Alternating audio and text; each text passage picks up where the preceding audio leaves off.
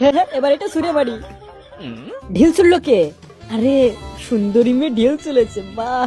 আরে কি করতে গেলাম, কি হয়ে গেল? দাঁড়া, বুদ্ধি পাইছি, এই নে এবার মজা বোঝ। আরে এটা কি করলো?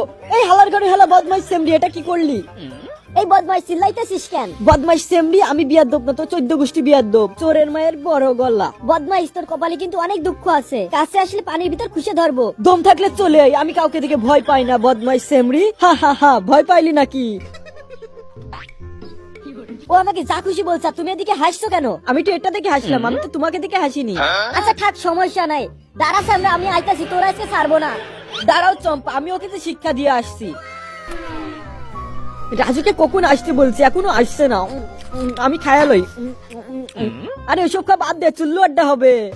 তুমি যদি এই ছবিটাকে সুন্দর মনে করে থাকো তাহলে ভিডিওতে লাইক করে চ্যানেলটিকে সাবস্ক্রাইব করে দাও। আর তুমি তোমার মাকে বেশি ভালোবাসো নাকি বাবাকে? কমেন্টে অবশ্যই জানিও।